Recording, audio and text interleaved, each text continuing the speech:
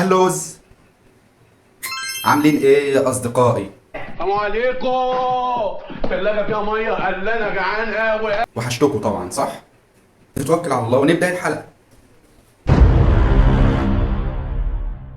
اهلا ومرحبا بكم في ثالث حلقات سلسلة احصائيات وارقام لاعبين النادي الاهلي. هقول لكم فزورة وانتوا تحلوها.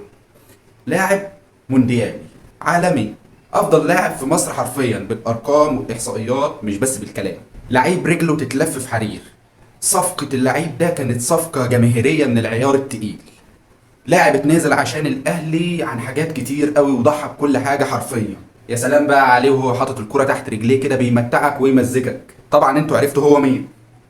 معانا النهارده العالمي المونديالي النينجا حسين الشحات.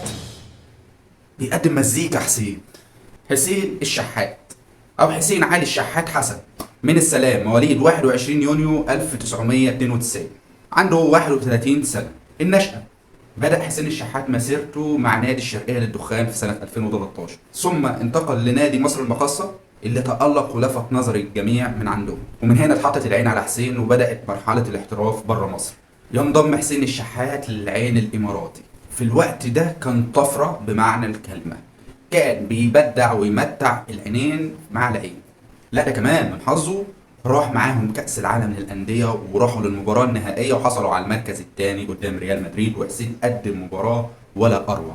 ليأتي الوقت الفاصل 2019، صفقة جماهيرية مدوية. حسين الشحات يضحي بكل شيء من أجل الانتقال للنادي الأهلي وبتتم الصفقة ويبدأ رحلة المجد. وما ننساش برضو بوست أبو تريكة لحسين الشحات.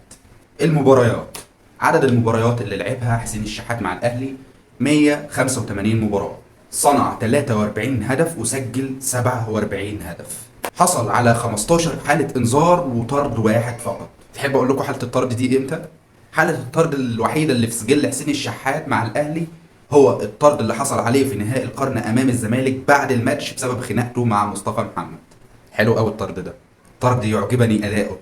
تعالوا نقسم المباريات اللي لعبها حسين الشحات. حسين الشحات في الدوري لعب مع الاهلي 105 مباراة، سجل 26 هدف وصنع زيهم 26 هدف. ولعب مع الاهلي في دوري ابطال افريقيا 52 مباراة، سجل 17 هدف وصنع 10 اهداف، منهم هدفين للسنبال. وبكده حسين الشحات هداف الجيل الحالي للنادي الاهلي في البطولات الافريقية.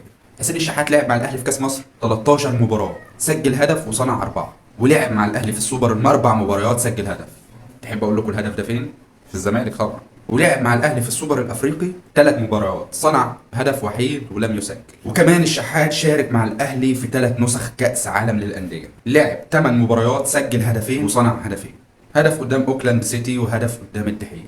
بطولات حسين الشحات مع النادي الاهلي 12 بطوله، 3 دوري و3 دوري ابطال افريقيا و2 كاس مصر و2 كاس السوبر المصري و2 سوبر افريقي، وكمان 2 برونزية كاس عالم. ولسه رحلة حسين الشحات مكملة. حسين الشحات بالنسبة لجمهور النادي الأهلي مش لاعب وخلاص، لاعب كبير وموهوب جدا جدا، يمتعك ويدلعك وانت بتتفرج عليه وعلى لعبه وعلى السلاسة اللي بيلعب بيها والقرارات.